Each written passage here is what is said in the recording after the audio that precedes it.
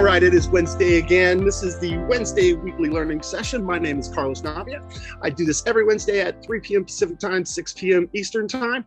I've been a bartender for many, many decades in several states and even Mexico. I am now here in my tiki bar outside in San Luis Obispo, California, where I live. Been training folks for local bartending school for about 8 years now. I used to do it in Florida before I moved back to California. I've continued to do it since.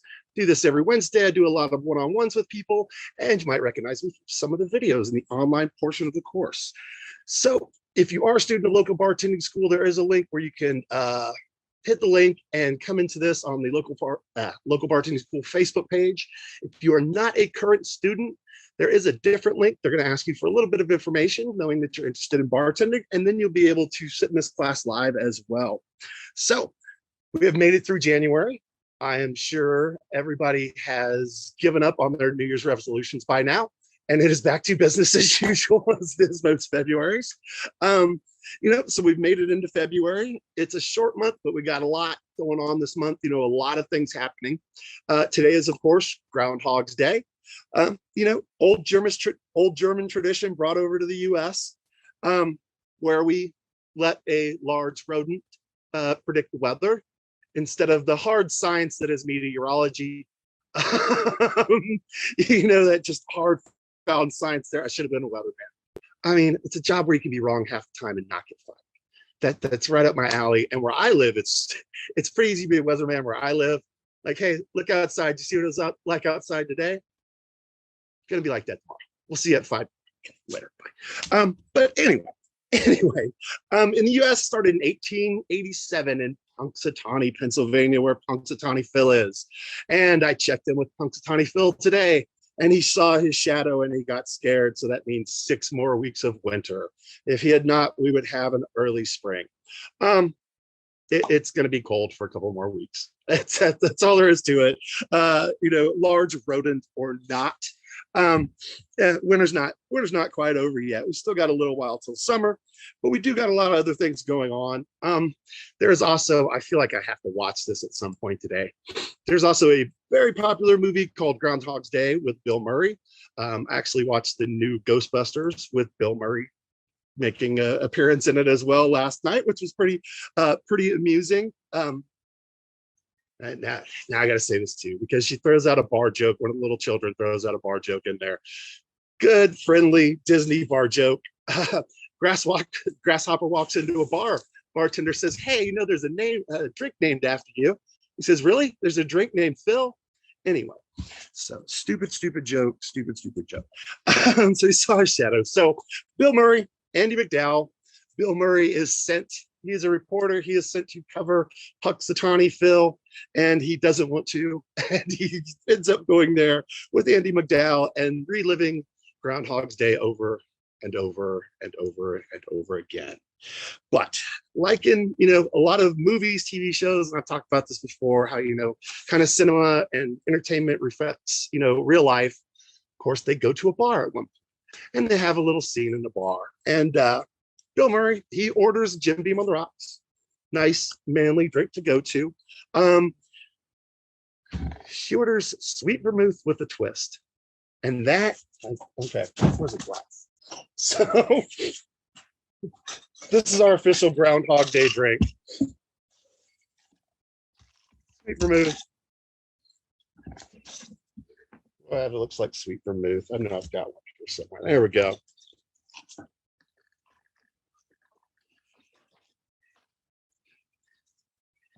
Throw this one out there just in honor of Groundhog's Day, the movie, so that we've got our drink from the movie. Plus, I want to try this out because I have a new laptop, have the ability to use 3 cameras here, and I want to see what this looks like. So, if we go to do our twist, we're going to take the outside of the lemon, go all the way around the rim, twist it in, boom, stick it in there like that. Give it a couple straws, give it our napkin here. And we've got our sweet vermouth on the rocks with the lemon juice. All right, that actually worked better than I thought it was. Not that one. God, that's too close for me. So put this off to the side. All right. So that's what she drinks. And, she goes into this big kind of diatribe about how it reminds her of Rome and all those things. It brings her back. So when he relives the day over again, and he comes to the bar, he orders a sweet vermouth on the rocks with a twist, and basically it goes into the same diatribe and the same big speech about, it reminds me of Rome and this and this and that, as he tries to woo her day by day, learning a little bit about her each day and kind of working his way up to where he finally woos her in one day. So I thought that was funny. I thought I would kind of throw that one out there. I was looking into drinks called Groundhog because I thought that would be perfect for Groundhog's Day. And I saw a couple different recipes for a Groundhog drink, and none of them seemed very appealing to me. There's a reason I think they all had like 3 stars. None of them seemed that good, but I did come across this one, so I do want to give this one a try just for Groundhog's Day, called a Groundhog Intervention. So still sounded groundhoggy. We'll give it a little try here. All right, so I'm gonna take my handy dandy mixing tin. I've got some blueberries here. Get them open. I'm gonna throw about 5 of these blueberries in there like that. And then I think I've got some mint. So I'm gonna throw some of these mint leaves in there. Like that as well. All right, take my muddle, get that nice and mashed up in there. Get that mint broken up.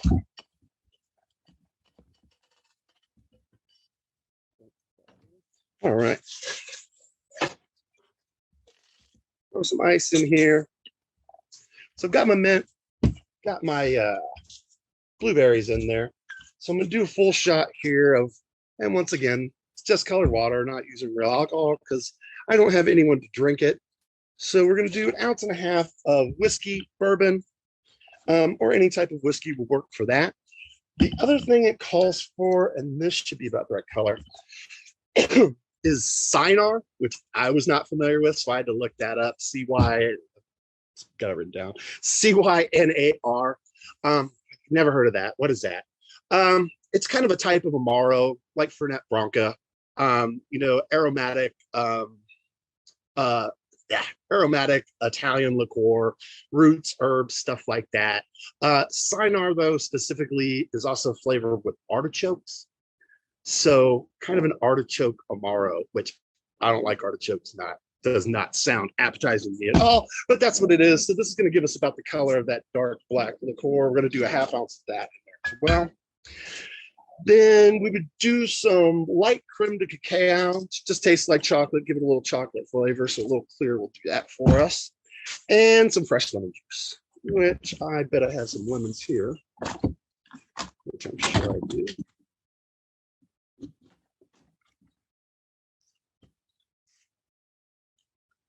Actually, I've got enough. Put them there and grab it.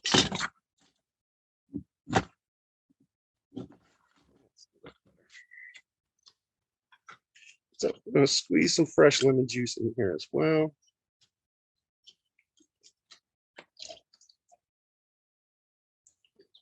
There we go. All right.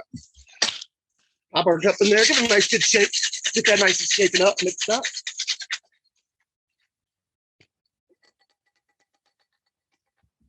And let's come back with a nice bucket glass here.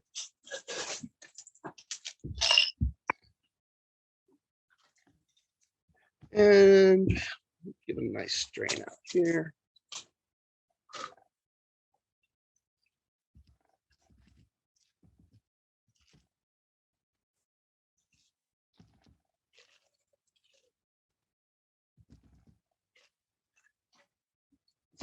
And we'll garnish it here with a nice lemon wheel.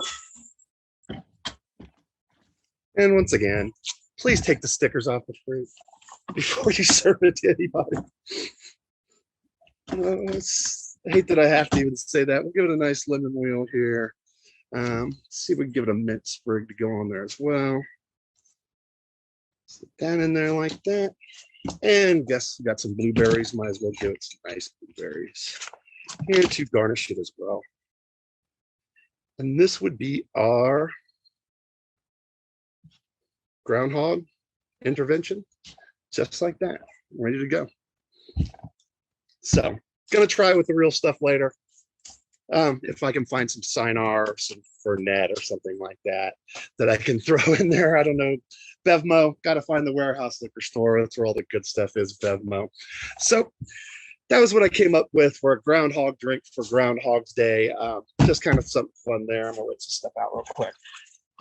Now, what else we have coming up here? We do have Valentine's coming up as well. And we're going to talk about Valentine's and some Valentine's drinks next week. But we also have a big game coming up. We have the Super Bowl coming up. The Rams are in the Super Bowl in their home stadium in Los Angeles. I got to see the first game of the season when they played the Bears there. It is an amazing stadium. I am not going to get back to see the last game of the season, even if I win free tickets. The crappiest hotels in that area are like $500-600 a night for like Super 8 that's not in a great area of Inglewood. So even with free tickets, probably not going to happen. Just as well anyway. Well, let's not get into that. But it's a big day. There will be drinking. That's a big thing. There's going to be drinking. There's going to be a lot of people drinking. If you're having a Super Bowl party at your house and you're serving alcohol, remember you're responsible for those people. Dram shop, to the best of my knowledge, I don't know everything, and wouldn't be any fun if you did, would it? I mean, where's life without the mystery? Here's something rustling in the bushes. Maybe it's a coyote. Maybe it's a chupacabra. You don't know. Anyway, sorry, got off on a tangent there. But it still applies. Dram Shop Act still applies if you are supplying alcohol for people at your house. You let them leave drunk and they hurt themselves or someone else. So do be aware of that. Make sure you keep an eye on people. Make sure there's plenty of food. That usually doesn't seem to be a problem at most Super Bowl parties, but having some food, help slow down the absorption of the alcohol and help a lot of your guests out. And drink water. Throw in a glass of water or a bottle of water between every drink or two, and it's really gonna help you out. It's really gonna help other people out. Basically, you're just diluting the alcohol. You're watering it down more. It's going to be diluted more in your system. It's not going to be as strong. It's not going to bring up your blood alcohol concentration as much. So have water available. Get a case of little tiny waters. Go to Costco, something like that. You can get the small waters so you don't waste a bunch of big ones. Throw one to someone you see drinking every once in a while. Hey, have this in between some drinks, make sure everybody's having water. Even I think Bacardi might have one too, but like even Crown Royal has a commercial of have a glass of water in there as well while you're drinking Crown Royal. So when it gets to liquor companies even telling you, hey, throw some water in between. Cocktails of ours, it is a big thing. We want everybody to have a good time, make it home safely, make it home safely, have a good time. The other thing too, and this is just kind of a suggestion because I've heard this before, if you are having a Super Bowl party, have 2 separate viewing areas. Have one viewing area for the people that are very, very serious about football, and have another viewing area for people that don't care and are just going to talk through the entire game anyway. Because if you combine the two, there's going to be issues. It's a really easy thing to do. Put it on in one room for the diehards and put it on in one room for the people that just came because it was a party and there's food and drinks. And you will help yourselves out a lot. It really does. It really does make a much better party. And make sure everybody's okay. We've got Uber, we've got Lyft, we've got stuff like that nowadays. I think it's just very funny that where I live, they show a commercial. I know it's not a funny topic because I know it's a very serious topic, but I think the commercial is hilarious because they show a bunch of people doing different things to themselves to try to sober themselves up to drive home. Drinking coffee, one dude smacking himself, guys out by his car doing push-ups, all these different things. It's like, if you have to do this, don't drive. You can't drive. So, remember that at your party as well. If you got that person that's doing any one of the several things on that commercial. I don't know if they show it everywhere in the country or everywhere. Yeah, get that person an Uber, get them a ride home, get them a cab or something like that. And a good policy is group of people shows up, find out who's driving away from here, who's going to be the designated driver, who's going to be responsible for taking care of the drunks. Going to work, a lot of places it's going to be a busy day, especially if you work in a sports bar, some type of environment like that. I've worked in a bunch of sports bars that were, a place that had 50, 60 different TVs. It was definitely the place people wanted to go to watch the Super Bowl.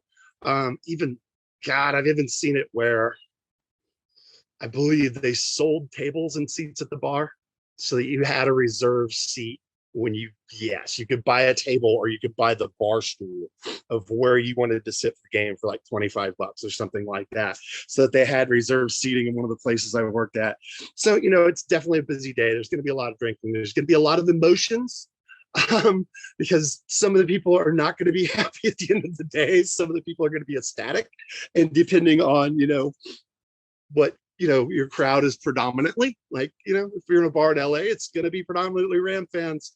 They lose, there's going to be a lot of unhappy people. There's going to be a lot of, upset people. At the same time, if they win, there could also be chaos in the streets of LA, to be honest with you. It's been a long time. It's been since 1981, since 1983, I guess, since the Raiders won a Super Bowl in LA. People are going to lose it. They're going to go crazy, not to mention the game is there. Going to be a crazy scene down there as well. So, just be aware. It can be a really long day. Going to be dealing with a lot of people drinking, a lot of emotions, a lot of screaming, yelling, and stuff like that. I would like to throw out as well, just because of the nature of the day, a little reminder when it comes to gambling. If you work in a place that has gaming, there's a sports book. That's where you place bets. Just that easy. If you don't, okay, here's the deal. A patron can bet another patron. Anything up to $10,000 by law is considered a friendly bet. An employee can bet another employee. Anything up to $10,000 is considered a friendly bet. An employee cannot bet a patron. That's considered solicitation of gambling. It is against the law if you do not have a gambling license. I saw a bar in Florida get busted for having an illegal football pool and selling squares to them. Happened to be right in the middle of their sting. I didn't know the guys were undercover. They asked me to go in on a square with them. I said, no, I don't gamble. That was my first time in this bar. Second time in the bar, same guys kicked open the door with police vest, gun drawn, pay your tab and get the F out. They were not very nice about it. And that bar, they shut down the bar and someone else bought it. Now it's called the Steamboat in Santa Rosa Beach, Florida, if anybody cares. But it can happen. You can't be doing that. You can't be betting with customers. But if people want to have a bet amongst themselves, if someone makes their own football pool and sells squares to the other, patrons, and, you guys are fine with that, there's nothing wrong with that. You just can't have the crossover where employees and patrons are betting against each other. Even if you don't necessarily work in a sports bar environment, we might think there's going to be a lot of people. I've seen a lot of people pack bars in just, regular family restaurants in different environments, even like a Chili's, Applebee's, places like that will be packed full of people. Not to mention just the casual passerby, places like airports and stuff like that, where people are stuck or can't go anywhere. They're going to go to the bar. They're going to catch part of the game, kind of wherever they can. And you're going to get that. You're going to get a lot of casual fans. It is more of an event than, sporting event. Yeah, but it's an event as well. There's a big halftime show. In LA, what's going to be funny is the stands are going to be packed with celebrities that don't care about football. I'm watching the game live, and it really will be that. I get that at a lot of Laker games too. This is a big event. Everybody rich and famous will be there. We'll have a ticket. We'll be on the big screen. We'll be seen, whether or not they know anything about what's happening in the game. It's kind of funny, and it's one of those things too. You realize the situation, you realize it's happening, you're at work, and you're probably not going to get to see the game. I worked at sports bars for years, and people would always say, oh, you work at a sports bar, you get to see every game. I haven't seen a play in 3 years. Like, I really haven't. All I hear is, oh, and I try to catch the replay. Why? What happened? The only thing I did catch on a very, very, very large screen, one Super Bowl, as I turned and glanced, Justin Timberlake and Janet Jackson, let's say, had a little wardrobe malfunction. I was able to witness on a very, very large screen. Thank you, God. And I don't know how that made it over the air, because I know even at that time they haven't dropped. Everything's delayed 8 to 10 seconds. All they'd have to do is hit a button and it jumps, and they cut out 8 seconds of it. Thinking maybe someone was like, oh, we won't need, you don't have to have your hand over the button during the halftime show or something like that, because whoever was on the drop missed it, and it went out to everybody for everybody to see. So yes, that was the only play I caught during any Super Bowl while working at sports bars. But like I said, casual fans would come in, and not uncommon for place to not be too busy, especially, in like a regular restaurant or a family restaurant, something like that. Place to not be too busy as the game begins. And then by the second quarter, kind of pushing halftime, a lot of people start to show up, especially if it's an interesting game. The game takes forever. It's 5 hours long with all the commercials and the halftime shows and stuff like that. So if it's a really interesting game, you'll find that all of a sudden people start showing up into the second quarter, halftime, into the third quarter, and before you know it, you could have a full bar of people. So, just because it's not a full bar at kickoff doesn't mean you still won't have a full bar of people that you need to be prepared, you need to be ready, to be busy. And one of the things, and this is kind of a tough one too, if you're in a bar, you're setting up TVs. Like I said, I've worked at a couple different places that had 60 TVs, and there's a certain science to setting them up. And even in a situation like the Super Bowl, just can't have it on every single TV. Your eyes can't focus. If you have the same thing on side-by-side TVs, your eyes jump from television to television. They can't focus on one. It kind of gives you a headache, and eventually you have to look away. You have to look at that. It just can't happen. So you have to alternate it. There's not a lot of other things going in, but try to alternate something else in there. I like to throw one on the puppy bowl. I don't know if anybody's watched Animal Planet, where they just put puppies in a little thing with a bunch of toys and let them run around for 5 hours during the actual game. Throw one on there for, girls, people not watching the game, something like that. Throw something else in there. But yeah, you just can't have it on every TV lined up. If it's a situation of like just a regular, restaurant bar where you just have a TV in each corner, yeah, then you can throw it on every TV. It's not going to bother anybody. Just referring to TVs that are right next to each other where people can see both of them at the same time. And, going to get a lot of beer, going to get a lot of liquor. And, for house parties and stuff like that, punches, stuff like that are popular. I looked at a handful. I found one I kind of like here. And we'll try it. See if we can kind of make it. I won't make it as if I'm making a big bowl of punch for everybody. But we'll try it just kind of how it would be made in a bar here. And if you are making punch and leaving a bowl of alcoholic punch out there, keep an eye on the other underage folks. I was that kid. I was that 12-year-old that would find it and have a good time. So just be aware, you got that bowl of punch lying around. You might have a little wild card running around there as well. So I kind of saw this one, and it reminded me a little bit of, they called it touchdown punch. It reminded me a little bit of like an electric lemonade, where you do white rum, blue curacao, sour mix, and Sprite or 7-Up. But they suggested doing this in a big punch bowl. Just doing a little bit of vodka. Where's my vodka? So I'm going to do an ounce of vodka. And then I should have some blue looking, I'll do about 3/4 of this blue curacao looking stuff. Now, I've just got some club soda here because I want to get kind of the color and the effect. They said to put a little club soda, put a little Sprite, put a little Prosecco, which I think would be awesome if you're doing a big punch bowl and, you kind of raise the measurements. I'm just doing it for one shot. Or, if you want it to be sweeter, even leave the club soda out of it so you're getting a little bit of more sweetness to it. But if I give it a nice top off there, give it a nice lemon wedge garnish here, or lemon wheel, I should say. They called it Touchdown Punch. And I liked it because it ends up being blue, and we'll give it a yellow straw. So it's blue and yellow, and those are the Rams colors, and they're going to win the Super Bowl. So my touchdown punch, my blue and yellow creation for the Rams. And I'm actually a Raider fan. I'm just bandwagoning on the Rams because the Raiders suck. They hired a horrible coach. Anyway, but that would be our touchdown punch. I like the idea of giving it that. I didn't want to open the full champagne and all that stuff to do it. But if you give it some Sprite, some Prosecco or some bubbles, something like that, I think that'd make a great punch for people just hanging out at the house. If you want to go really extreme like we used to do, large Gatorade tub, bottle of pure grain alcohol, jug of orange juice, jug of pineapple juice, jug of cranberry juice, and ice. You'll get some wild cards on that one too, because it really doesn't taste like alcohol. That was our we used to call it PGA punch, pure grain alcohol punch. That was always a fun one there. Let's see, this one I like, so I want to try kind of do a little bit of this one. So I'm going to get my martini glass here. And since I don't have a cooler, don't have a freezer out here, going to get some club soda. Go ahead and chill my handy dandy martini glass. I think it's kind of funny. I heard a lot of, and this is a conversation that's gone on for quite a long time of why don't we move the Super Bowl to Saturday? We have the Super Bowl on Saturday and everybody takes Sunday off and they don't have to go to work all hungover and feeling horrible because their team either won or lost the Super Bowl.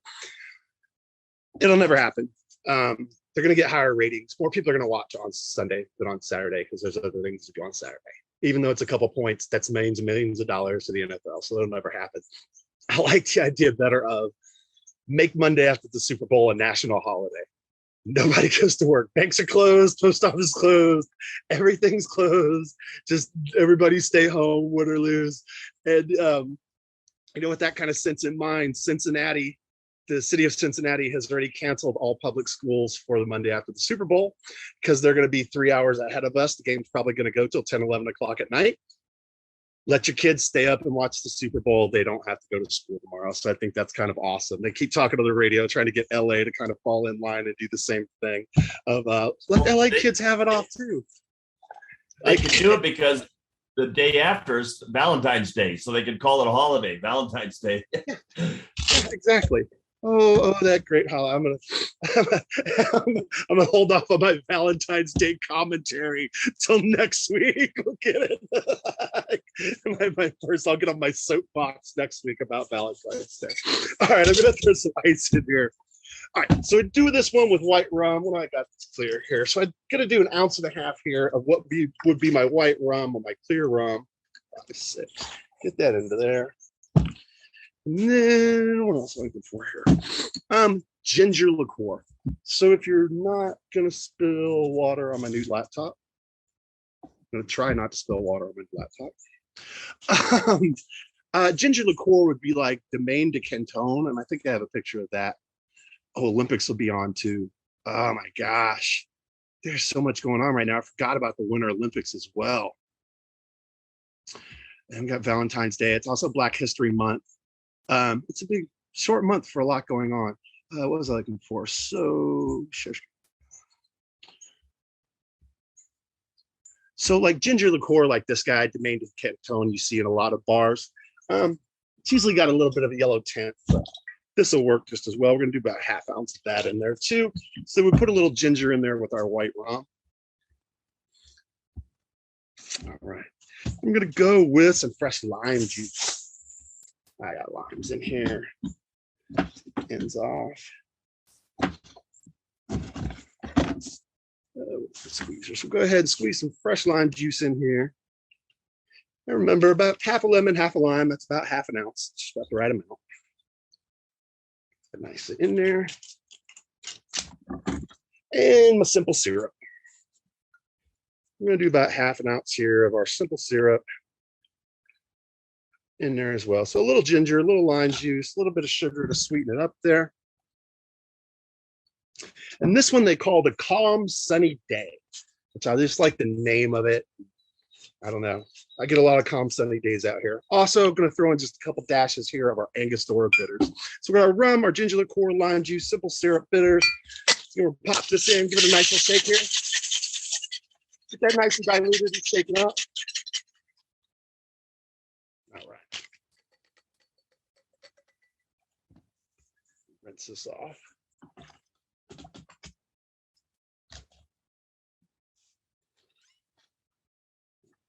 A nice chilled glass.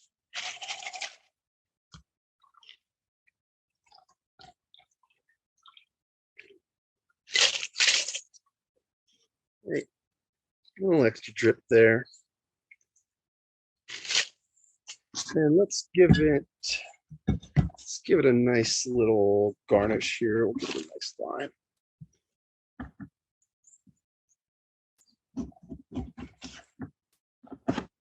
There we are. It's a little ginger, a little sweetness from the simple syrup, a little sour from the lime, a little rum in there. And we've got our calm, sunny day. The other thing might come up, being that it's a Sunday, bloody Sunday, Bloody Marys. That's always a Sunday thing in most bars and a lot of places. Be prepared to do a lot of Bloody Marys. You'll have some people ordering a lot of Bloody Marys. I thought I got a picture. I thought I'd seen it all. I thought I had seen it all when I looked up the Arby's vodka. Arby's makes French fry flavored vodka, and they make curly fry flavored vodka that they suggest using in martinis like this. And as you can see, they have it garnished there with lots of Arby's food to go with it. So I thought that was the ultimate one, until I was looking at stuff last night, and someone's suggestion for the Super Bowl was, if I can get it, from delish.com, to actually get a lot of stuff, bacon and grilled cheese Bloody Marys. And that looks delicious, actually, with a nice piece of quarter of a grilled cheese sandwich on there.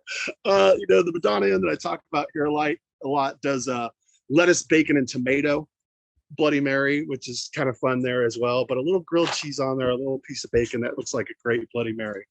But besides Bloody Marys, Bloody Maria, Bloody Mary with tequila, if someone wants that. And I hadn't heard this one in a while, but I saw something today. Red Snapper, Bloody Mary with gin. But I've also heard Red Snapper as a shot, which off the top of my head, I'd have to look it up. I've got it down somewhere. But I've heard it as that as well. So, but gin Bloody Mary, Red Snapper, Bloody Caesar, Bloody Mary with Clamato. And that's probably the only time you're really going through the whole process of doctoring it up and making it up by hand. Generally you're going to have a pre-made mix, either a house-made mix or something, in a bottle. Something like Zing Zang is very, very popular one. So you might see those. The other one I looked up that is popular here, I hadn't seen it in a while, it was very popular at the country club I worked at here. Golfers in the morning love not mimosas, but they love beer mosas. Beer with a little bit of orange juice in it. Red beer with a little bit of tomato juice in it as well is pretty popular. So some beer mimosas, to go along with mimosas, if you're having that or something else like that, can be kind of a fun one as well. So kind of like this one, Alamo Splash, shot of tequila, and then if we just did, half pineapple juice and half orange juice, kind of like a tequila sunrise, but you're sweetening up with the pineapple instead of the grenadine. I don't know how you're supposed to pronounce this, but Calimocho, if you've never tried it, try it. Half red wine, half Coca-Cola. It sounds silly. I saw it on Anthony Bourdain. That's why I tried it. It sounds silly. Actually very good. It's really, really awesome. So we give that a try. And then I got a picture of this one because I'm not going to try to do this one. But I feel like Rusty Nails are kind of falling by the wayside. I feel like the Rusty Nail crowd is dying off, and there's not a young crowd taking over. But they called this one a Rusty Pale. And I think it's a little kind of a shot off of Boilermaker. So IPA, shot of bourbon in there, some lemon juice, some Demarest syrup, which is just a simple syrup, sugar syrup, and a little sprig of habanero, a little habanero shrub garnish there. And it would come out looking like that. Kind of sounds good to me. Been a long time since Boilermakers, just dropping a shot of whiskey into half a glass of beer. Most notoriously, this gets me sometimes. If you've ever seen the original Bad News Bears movies from the 70s, he pulls up in his car, opens a can of beer, pours a little out, grabs a bottle of Jim Beam, and tops it off. He's just making Boilermakers in a can. I remember those days. I remember where Little League coaches would have a cooler of beer in the dugout, and that was completely normal, and no one said anything about it. If he did that kind of stuff now, it would go on YouTube and people would freak out. Simpler times. Simpler times. So I thought that was kind of a funny take there. And one more here for the Super Bowl. We'll do this if I got a fresh glass. We'll do it in this glass. I got a fresh glass here. This one's called the Haymaker, and I kind of like the thought of this one. And it's kind of got an interesting little twist to it. So let's give the Haymaker a go as well. Where's my scoop? I'm just going to stir this one up in a glass here. Get some ice. So it says to use Maker's Mark. We've got our faux Jack Daniels here. Just going to do 3/4 of an ounce of that. 3. Then we're going to do some orange liqueur, like our Cointreau here. We're going to do 3/4 of that. 1, 2, 3, mark. Then call for dry vermouth.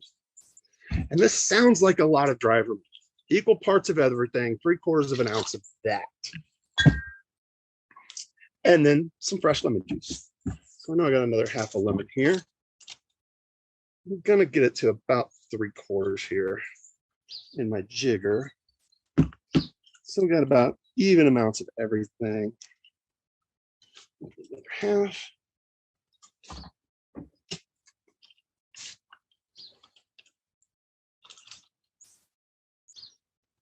Just like that. Got about 3/4 here of fresh lemon juice. And my handy dandy spoon. Give it a nice stir. Get nice and mixed up. Try not to throw the ice out of it like that. Get nice to mix up. Good diluted. Cooled down to 32 degrees. And we'll come back with a bucket glass. Come on, ice. Go for fresh ice like that.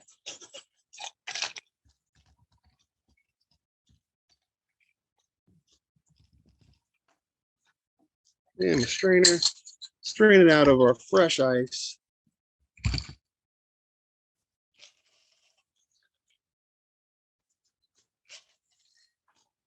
And let's give this a lime twist on there. There we go.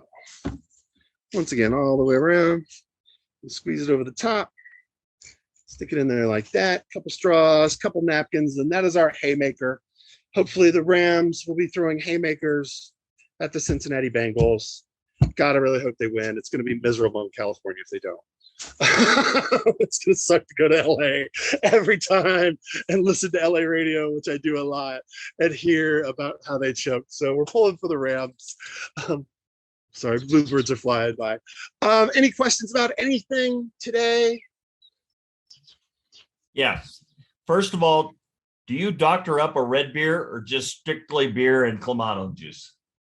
You know, it's so funny because some people just like tomato juice or Clamato juice in it. Some people will take Bloody Mary mix in it.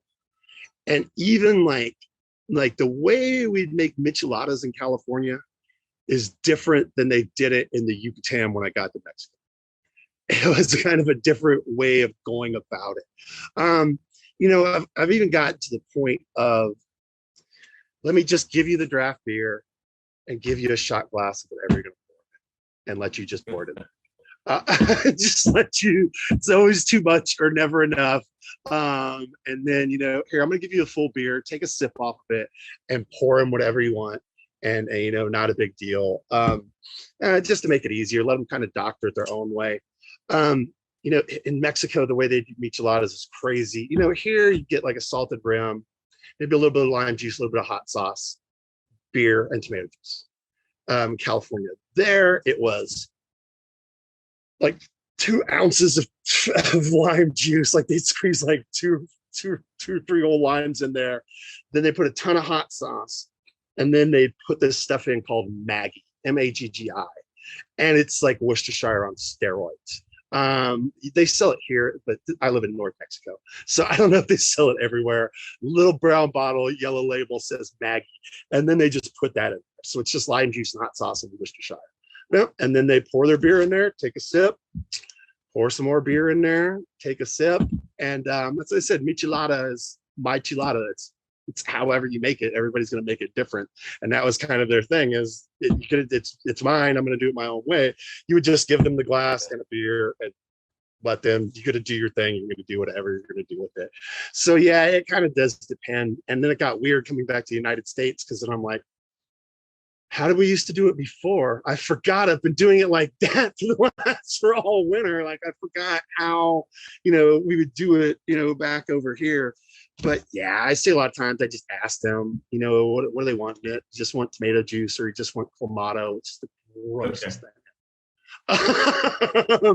Yeah, I'm big on that too. If I can get, the less I have to guess on stuff, the more information I can get from the person. And I know it can be tough sometimes, because the server will just send you in a two draft Budweiser's red beer typed in at the bottom. And you're just like, well, you just want tomato juice. So is that it? So, but like in your situation in the restaurant, I just ask the server, or if I don't know if you guys have any. Do you guys get it a lot? Just curiously, a lot of people ask for red beer. Well, yeah, and it's not a lot. Mostly a couple ladies have come in, have done it. A couple other people. Well, last night or Monday night, the guy said, "Yeah, you didn't put any celery salt or I don't know, lime in it or something." I had never done that before. It's like, okay, exactly, and that's just it's. I think like it's almost kind of like a regional thing of how people are going to do little things a little differently everywhere. I could equate it to this, like in California, back where I live here now, if I'm making Manhattan, I'm going to do twice as much whiskey as I'm sweet vermouth. I'm going to do 2-to-1. If I go to lower Alabama, I'm going to do it 50-50, because they like everything sweet down there. That's why they have sweet tea and they fry Twinkies. Okay. It's really, really great. It's really, really insane. So, I mean, it's just literally, I used to go back and forth between California and Florida, and that was it. I knew, like, you hit a certain point in middle Texas where you have to order unsweet iced tea, or you automatically get iced tea with the ready sugar in it. That's the same point. Yep. You have to start making Manhattans 50-50 instead of 2-to-1 with whiskey. So I think it is a lot of that people are just used to things regionally where they're from, or even specific to a certain establishment. But this is where, Johnny's Bar, that's the way Johnny's Bar does it. Well, it doesn't mean everybody in the world, does it like that. And we all don't do it like that. So, but you guys probably have a standard way. If they order red beer, you're throwing clamato in there? Yep. Yeah. Yeah. Okay. Yeah. So you got a standard. And if that's not what they want, they say something else. Yeah. Then a server can put those extra notes in, no clamato sub Bloody Mary mix, or, celery salt brown, something like that throw in there. But yeah, he's used to getting it his way at Joe's Bar, or wherever he's used to getting it. Well, you're right that everybody has their own personal preference for a drink. And usually, when a restaurant has one, they have standard formulas. You have given many times saying everybody should be preparing the drinks the same way between all the bartenders. Well, there are occasionally where somebody wants some type of special modification to their drink. And that's the one you got to learn for the individual, I guess, if they come in regularly. Yeah. And you get that too. If you've got a regular that likes it a certain way. And like I saw that, like when I used to live in Alabama too, one of the girls I used to work with, we got in an argument over what a fuzzy navel was. She's like, it's got vodka. No, technically that's a hairy navel. But they always put vodka in mine down at my local bar. Yeah, because they know you could drink peach schnapps day and night and not get a buzz. They know you, and they know that you need some booze in there. That's why they throw a shot of vodka in it. It's not the name of the drink. They just know you, and they know you're not going to get drunk on peach schnapps. And yeah, it was kind of like that, same thing. And it's where, try not to get into too many arguments with people over drink names, recipes, and stuff like that on time.